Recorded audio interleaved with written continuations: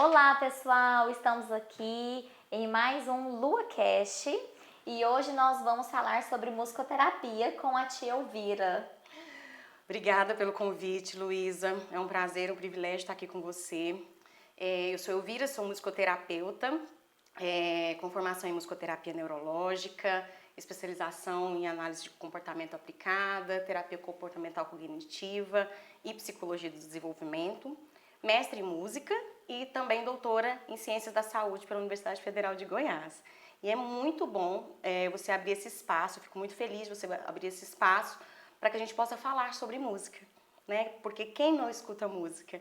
E eu acho que é importante a gente falar um pouco sobre esse contexto, a aplicação da musicoterapia, então eu agradeço muito esse espaço. Perfeito, tia Elvira. E tem muitas famílias que ainda não sabem o que é a musicoterapia, né? No nosso contexto aqui de clínica, você poderia explicar para nós o que é a musicoterapia, como que é o seu trabalho aqui na Clínica Lua? Sim, Luísa, realmente eu percebo que existe ainda um estigma do que é a musicoterapia e como que ela é aplicada em cada caso, que muita gente ainda não conhece, né? E a gente, na verdade, nós seres humanos somos seres musicais, nós nascemos para ser musical. Então, na barriga da nossa mãe, no nosso desenvolvimento uterino, nós já estamos escutando música, a batida do coração, os fluidos do corpo, né, do sangue, das partes líquidas do corpo, isso tudo é ritmo. E a gente vai começando a vivenciar a música desde muito novo, muito pequeno. A criança, antes de falar, ela balbucia. Então, esse balbuciar, ele é cantado, ele é melódico. A criança, antes de reconhecer a voz da mãe, ela reconhece a melodia da voz da mãe. Então, nesse desenvolvimento, a gente, como seres musicais e como a música faz parte do nosso contexto, nada mais justo do que ela também fazer parte dos tratamentos, da saúde, do bem-estar, da promoção da qualidade de vida das pessoas. Então, a musicoterapia vem para isso. É uma terapia, né, que vai potencializar, vai auxiliar a pessoa a adquirir habilidades ou adaptar algumas habilidades, porque a gente também trabalha com adaptação, mas que vai utilizar a música, os recursos sonoros musicais.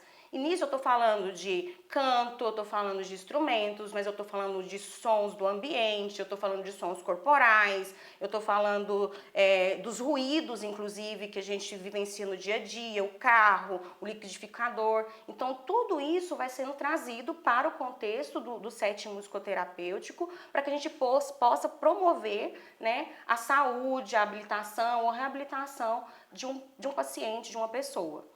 E aí, claro, né, cada objetivo, cada caso é um caso e a gente vai utilizando esses recursos sonoros de acordo com o objetivo terapêutico de cada pessoa.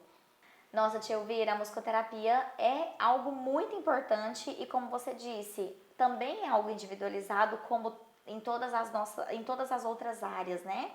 E como que é aplicado no contexto terapêutico? Então, Luiz, a gente vai trabalhar com, a gente chama de experiências musicais. Então, nós temos 4 tipos de experiências musicais, que é a audição, é o ouvir música, a recriação, que é o fazer música, daquilo que a gente já conhece, a composição, que é compor uma nova música, e a improvisação, que é improvisar algo novo. E cada uma dessas atividades musicais, essas experiências, vai ter um objetivo específico. Então eu posso trabalhar, por exemplo, as questões emocionais de uma criança ou de um adulto também, mas eu trago aqui para a criança por conta do nosso contexto, da clínica. Posso trabalhar através da improvisação, onde essa criança pode se expressar as questões emocionais ou começar a lidar com essas questões, aprender, né, as funções das emoções, as faces, as expressões de sentimentos e emoção. Eu posso trabalhar, por exemplo, com a questão sensorial, auditiva e tátil, porque eu tenho instrumentos de madeira que tem uma estrutura, uma textura, eu tenho instrumentos de teclas, que é plástico, melódico, eu tenho instrumentos que é metal. Então, cada instrumento ele vai me dar também essa possibilidade de trabalhar o tátil, o auditivo, a discriminação, onde está a localização do som, por exemplo.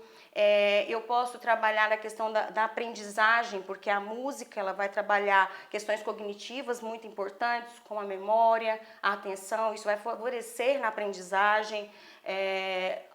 A gente pode trabalhar também questões de fala, de linguagem, porque a música é uma estrutura de comunicação, é um meio de comunicação. Então, eu posso trazer essa estimulação para estimular a fala e a linguagem de uma criança que tem um atraso de desenvolvimento da linguagem, da comunicação.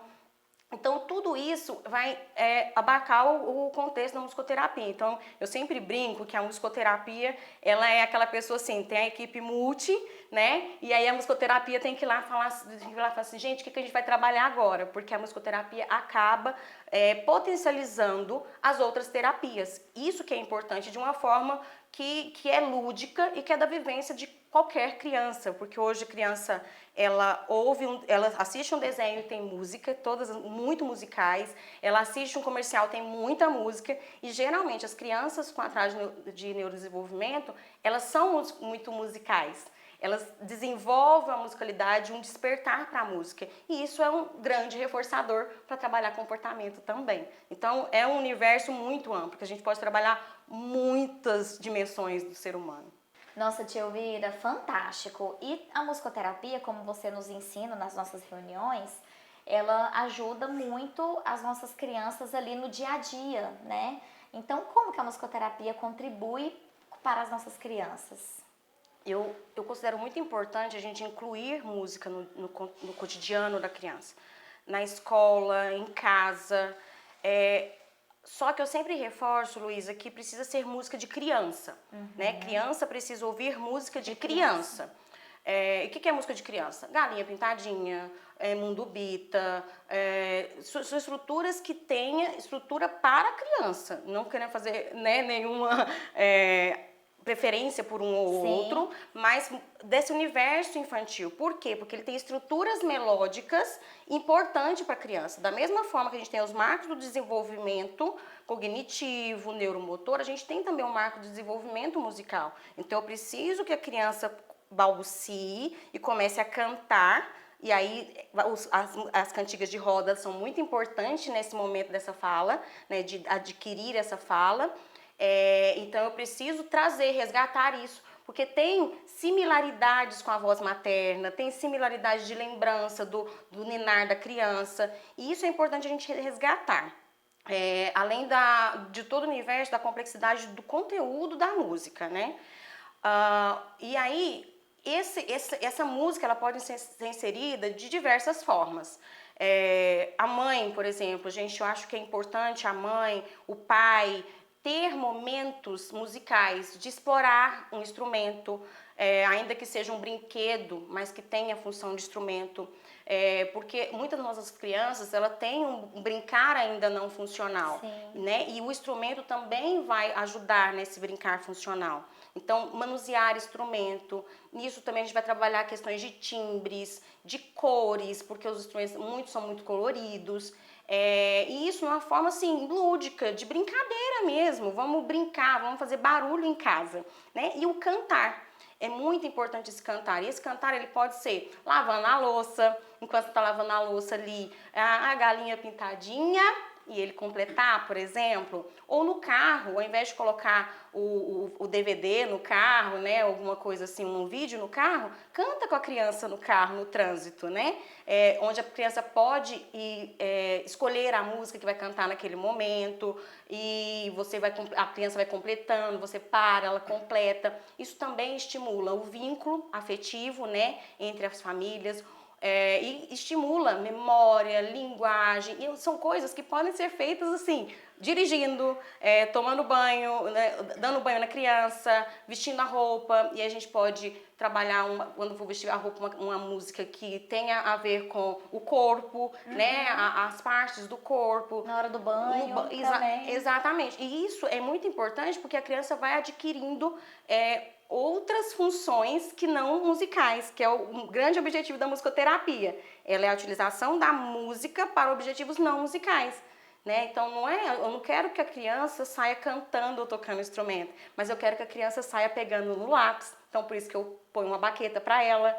Então, eu quero que a criança ela vá se vestir sozinha ou pentear o cabelo sozinha. Então, a baqueta vai trazer esse movimento, vai ajudar isso com a criança. Então, várias funções através do fazer musical, da exploração dos instrumentos, do cantar. O cantar é extremamente importante, do dançar. As famílias podem simplesmente colocar uma música e dançar junto.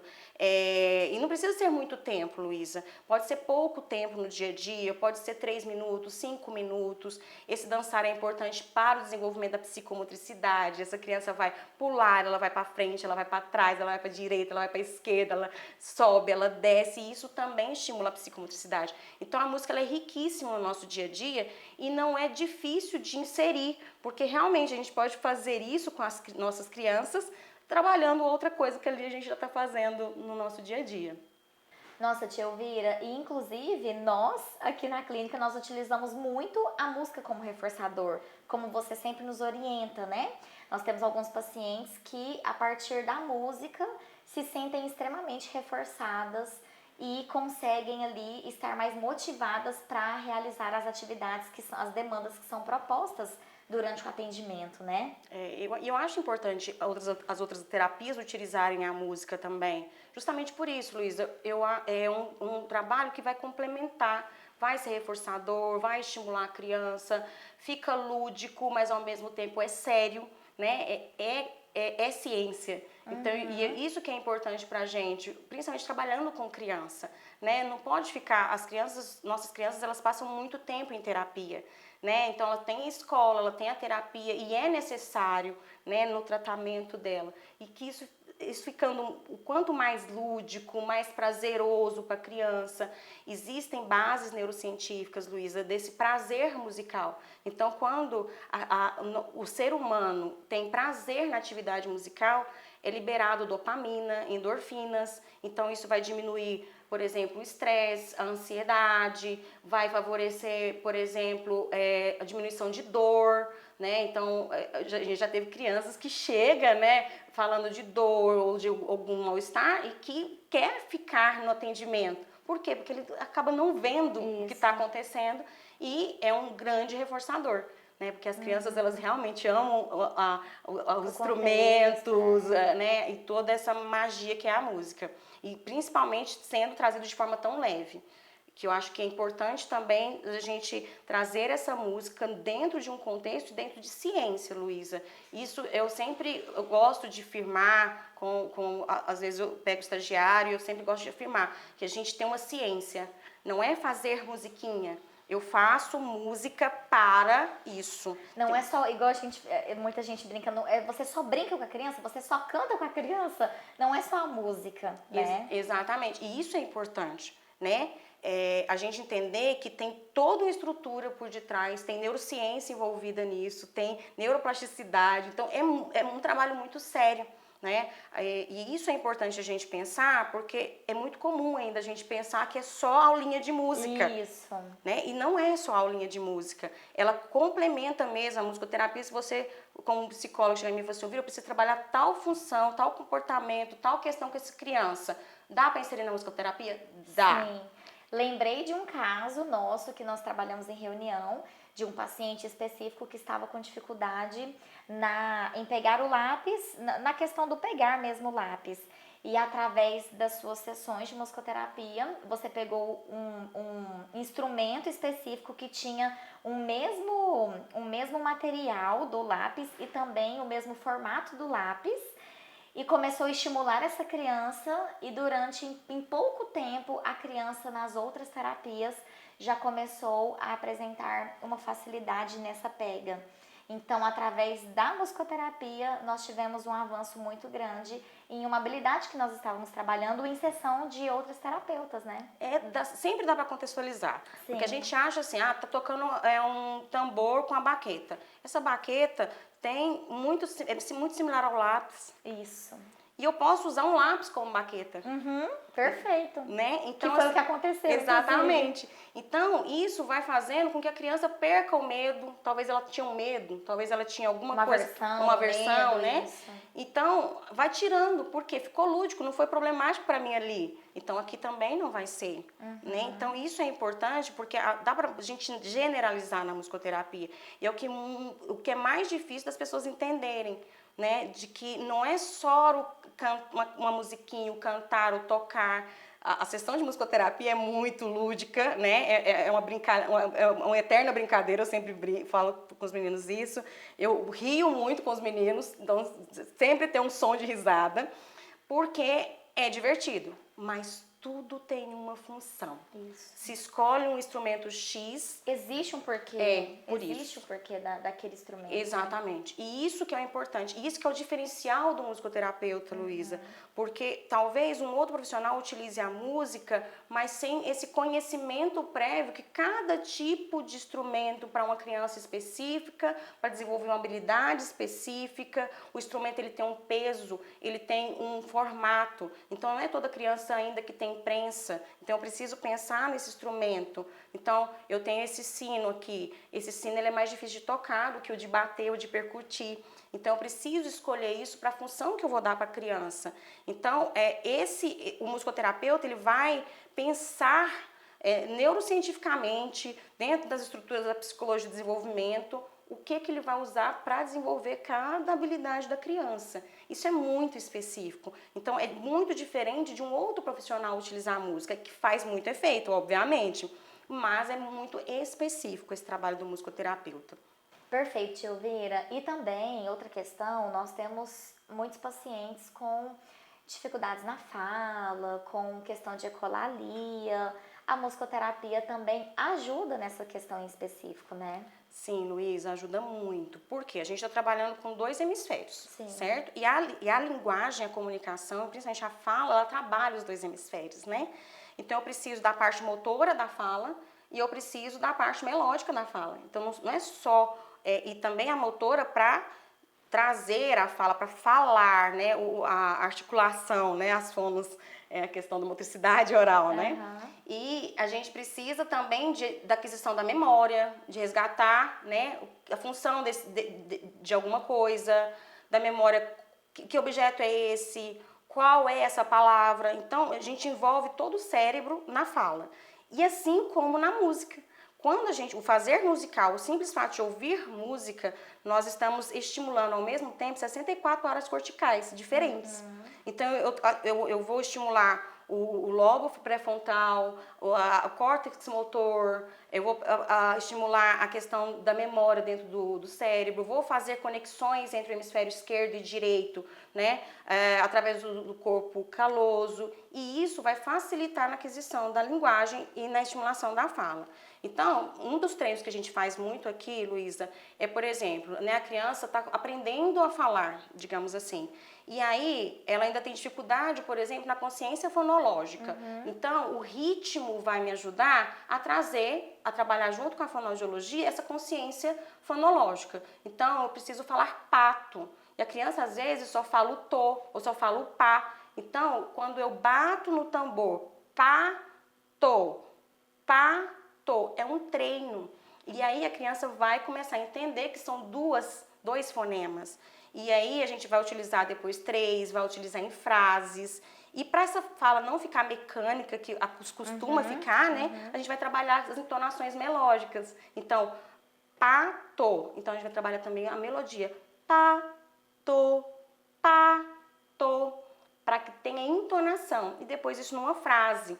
Então é importante na aquisição, na estimulação dessa fala, da linguagem, E nas questões da ecolalia, na diminuição da ecolalia, nessa questão de pergunta e resposta, porque a música também traz essa questão de pergunta e resposta. E a música, muitas vezes, quando a gente vai fazendo uma improvisação, ela não é replicável. A ideia da improvisação é ela não ser replicável. Então, eu posso improvisar com a criança um mando, por exemplo. Eu posso improvisar com a criança uma história, a contação de uma história, onde a criança vai ver os cartões e vai ter que improvisar a história, aquela sequência lógica daquela história e cantada. Então, isso facilita também na diminuição das ecolalias, porque é esse repertório que a criança precisa adquirir, né, para diminuir essa ecolalia. Então, a gente pode trabalhar tudo isso de uma forma bem sistematizada, que tem um começo e meio e fim. Então, a gente não começa lá na frente, né, com a contação de história. A gente começa lá no ritmo, com os fonemas, cada fonema, com o ia, ia, o, porque eles precisam ainda aprender o balbuciar. Tem né? um pré-requisito Tem um pré-requisito, né? Tem todo um passo a passo, né? E o cantar. O cantar assim, aqui não é o contexto aqui, mas só para você ter uma noção, paciente afásico, com afasia. Afasia de expressão ou afasia de compreensão, a pessoa não fala, mas a pessoa canta. Então, isso também estimula as mesmas áreas cerebrais na criança e que ainda está com a neuroplasticidade inteira para ser desenvolvida, né? A plasticidade cerebral inteira para ser desenvolvida. E eu acho que a música vai facilitando nisso e a criança nem vê que está fazendo um trabalho muito sistemático. Sim. Porque para ele tá brincando, tá tocando. Divertido, tá gostoso, né? Tô tocando instrumento, tô batendo nos tô fazendo barulho. E faz barulho mesmo. Faz. Eu sempre falo, né? O dia que eu trouxe os apitos, né? Que a gente trabalhou a questão de sopro, né? Sim. E da questão da motricidade oral e tal. Eu ainda falei, gente, vão me mandar embora hoje. Porque é muito barulho. Eles estavam super aproveitando. E isso é importante, né, Luiz? A gente entender que a ideia do apito, por exemplo, ela veio de uma reunião. Né? Isso. Isso, eu acho importante essa reunião clínica que a gente tem toda semana, a gente entender a necessidade do colega, para a gente trazer a intervenção. Então, a gente pensa na intervenção. Então, eu até brinquei, né? A gente, olha só, estou aqui comprando um recurso, pensando nessa intervenção, pensando em tal criança, né? Que vai se beneficiar mais, que vai interessar mais por aquele recurso.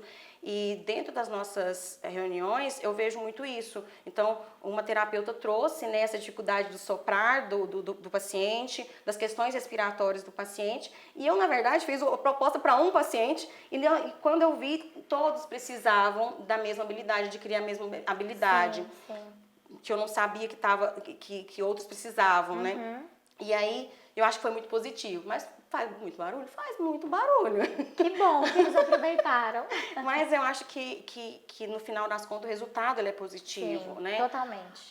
E uma coisa, Luísa, que eu sempre falo, esses dias eu ouvi até um dos médicos, né, que trabalha com autismo falando da importância da clínica ter o profissional musicoterapeuta, que hoje ele não é um complemento dentro de uma clínica multidisciplinar. Faz parte. Faz parte. Ele hoje eu acho que junto com qualquer outra terapia tão importante quanto, isso, né? Justamente por essas conexões que vai sendo feita até com outros. E eu fico muito feliz de trabalhar numa equipe multi que dá essa importância para a musicoterapia, porque não é mais terapia de apoio como se dizia antigamente. Ela hoje faz parte da equipe mínima do tratamento AUTEI e a gente tem evidências científicas dentro disso. Muitas evidências. Eu que sou pesquisadora, né? Eu posso falar isso assim, né? De cadeira, né? Então tem muitas evidências da utilização da música, principalmente como ela funciona no nosso cérebro. E a gente precisa disso, né? De evidência científica para trabalhar com as crianças. E quanto mais evidência, melhor o tratamento. Então, eu preciso ter um começo, meio e fim, eu preciso ter um protocolo, eu preciso ter um objetivo bem específico, eu preciso conhecer o que eu estou fazendo, eu preciso trabalhar dentro de uma equipe multi, que conversa entre si, né, que entende a necessidade da família, do paciente, para que eu possa realizar meu trabalho de maneira efetiva, né, dentro do que a gente pode oferecer dentro de musicoterapia. a música, ela sempre faz bem em todos os contextos, com todas as pessoas, porque você ensina muito nós sobre essa questão de a música nem sempre ela faz bem, né? Então, Luísa, eu sempre costumo dizer que não é em todos os contextos. A gente precisa observar o contexto. A criança não pode cantar o dia inteiro. Ela não pode batucar o dia inteiro. O batucar o dia inteiro indica hiperatividade, muitas vezes, né? Essa agitação... A gente pode dizer que não é tão funcional? Pode? Exatamente, não é tão funcional. E também traz aspectos da personalidade, do comportamento. Então, ela está indicando, uma música o tempo todo, ela está indicando, porque a música ela serve de autorregulação, principalmente para criança neurotípica. Então, ela vai trazer a autorregulação. Por que essa criança está precisando tanto de música, já que é para autorregulação? Tem outra coisa para trazer essa autorregulação? Porque quando eu estou lá na escola fazendo uma prova, eu não posso cantar a resposta da prova. Eu não posso cantar o tempo todo quando a professora está explicando. Eu não posso batucar na cadeira, né, quando a terapeuta está aplicando um programa. Então, precisa ser utilizado em contextos corretos, adequadamente. Né? Precisa ser aplicado em contexto adequadamente. Então, eu preciso pensar, né, no tempo de exposição da criança à música, primeiramente. Então, existe uma hiperestimulação sensorial. Eu falei que a música vai atingir 64 áreas corticais diferentes. Então, quando eu penso nisso, eu estou pensando numa hiperestimulação do cérebro e estou pensando numa hiperestimulação sensorial. Então, aí essa criança que já tem uma disfunção sensorial, hiperestimulada com essa música de qualquer jeito, o tempo todo, nesse ambiente, o dia inteiro, e que música que é? Né? Então, precisa ter um contexto. A música ela é muito positiva dentro de contextos específicos. Então, você vai para um restaurante, tem um contexto de música. Não é a mesma música que você ouve, por exemplo, numa orquestra ou num casamento. Né? Então, dá para a criança a mesma coisa. Eu preciso ter contextos. Eu preciso ter música de criança. É uma coisa que eu bato muito nessa tecla. Né? Porque ela é mais curta. Eu vou estimular as funções cognitivas da criança, da atenção, da linguagem, aquisição de fala. Então, precisa ser música de criança. Para crianças menores, músicas menores, com menos conteúdo, que vai falar das cores, do corpo, que vai falar dos animais, dos objetos, do contexto da criança, mas curta, porque vai facilitar com que essa criança cante essa música. Com a criança um pouco maior, eu já vou trazer bastante coisas que tenham elementos sonoros um pouquinho mais complexos, como ritmo, para ele imitar o ritmo, para ele cantar um ritmo diferente, uma música que tem um pouquinho mais de letra, para a gente trabalhar um pouco de interpretação, de contação de história, por exemplo. Então, cada fase do desenvolvimento, a gente vai trabalhar com um tipo de canto. Eu não tenho que cantar ainda as músicas que as crianças gostam, que é de adulto, porque ela tem muito conteúdo. Eu não estou falando no sentido do que está trazendo conteúdo, mas é muita fala, é muita informação. Então, eu estou hiperestimulando esse cérebro. Quando eu faço essa hiperestimulação, eu posso trazer, ao invés da regulação, a desregulação sensorial. Eu posso trazer, ao invés da adaptação, eu posso fazer uma desfunção, né, para essa criança. Existe componentes, por exemplo, que quando a gente é submetido, existem estudos que a gente deve ser crianças ou pessoas, né, com alterações sensoriais, a exposição à música é 30 minutos, não mais do que isso. Então, e que música? Aquela música específica para aquela faixa etária.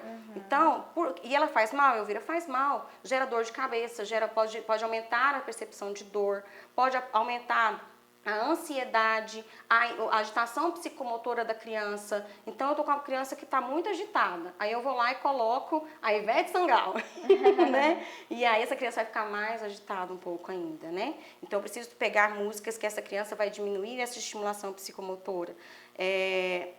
Eu preciso trabalhar com canções, com estruturas musicais que vai facilitar, né, e não dificultar o que a gente precisa. Então, dentro do contexto terapêutico, a criança vai cantar sempre? Não, tem horário para cantar, tem hora para cantar. Agora não é a hora da música. Ou pode ter uma música, mas é dessa música, né?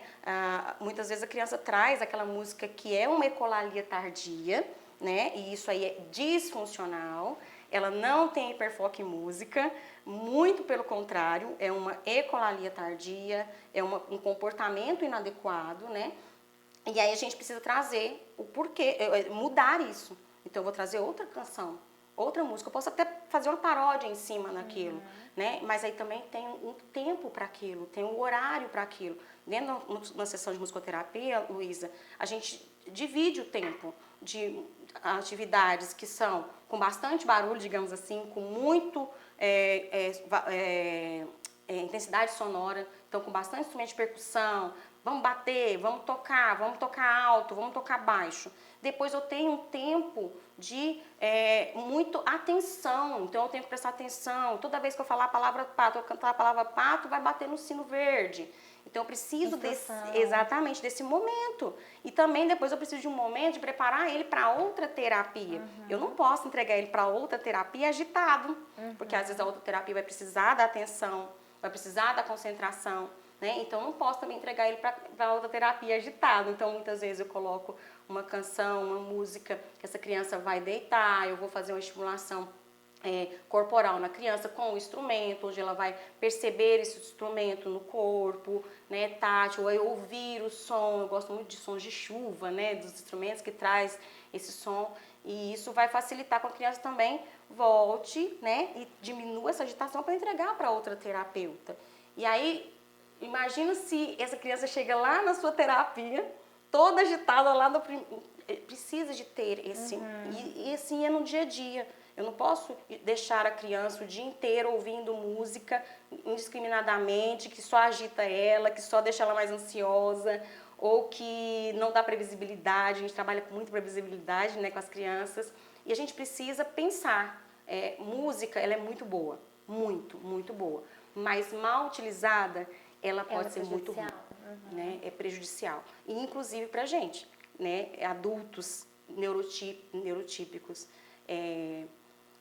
também pode ser prejudicial. Aumenta a ansiedade, pode trazer episódios depressivos, pode aumentar questões de dor, de pressão arterial. Existem estudos, né, sobre aumento da pressão arterial, da frequência cardiorrespiratória, de diminuir a imunidade ou melhorar a imunidade, porque eu estou trabalhando com neurotransmissores. Então a gente precisa pensar, para a gente que é adulto neurotípico, né, a gente precisa pensar, imagina para uma criança neurodivergente. Então a gente precisa pensar assim 3 vezes mais, né? E sempre pensando na qualidade, né? Resumindo assim, pensando na qualidade dessa música, e aí eu não estou falando assim de gênero musical, né? Mas de conteúdo mesmo. E pensando no tempo de exposição, né? E nunca em tela, que isso também é importante, porque a ideia da música não é estar visualizando, mas tendo a percepção auditiva. Então, muitas vezes as nossas crianças elas têm a vivência musical a partir de telas, a partir de um desenho, a partir de um filme que fica repetitivo dentro daquela família, né, daquele ambiente familiar. E eu preciso trazer isso ao contrário. Então, eu utilizo o tablet na sessão, mas não com a tela, com a música, ou com um jogo musical, para chamar a atenção dessa criança, não indiscriminadamente. Isso é importante dar essa função. Eu sempre falo, gente, né, o problema não é a tela, é como se utiliza, né? E da mesma forma a música.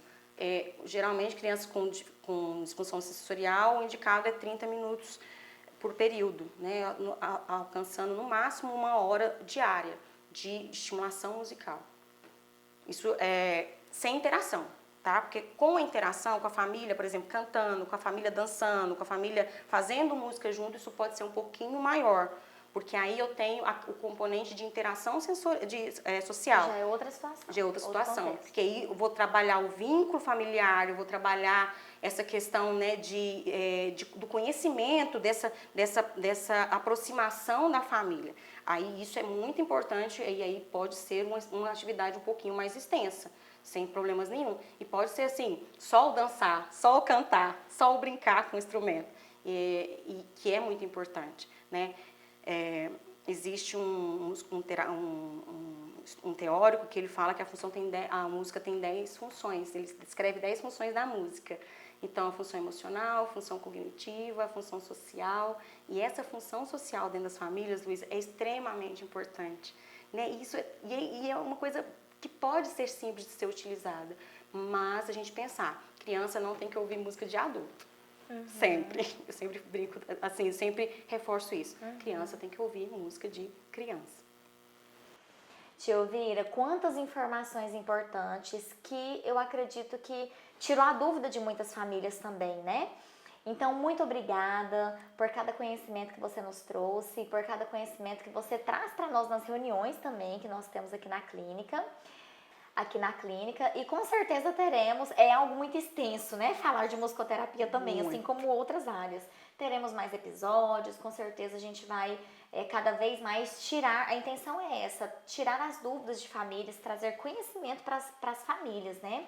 Então, aproveitando você, família, que tem alguma dúvida, que queira algum tema específico, deixe aqui nos comentários que nós vamos organizar para trazer mais episódios de muitas informações importantes para vocês.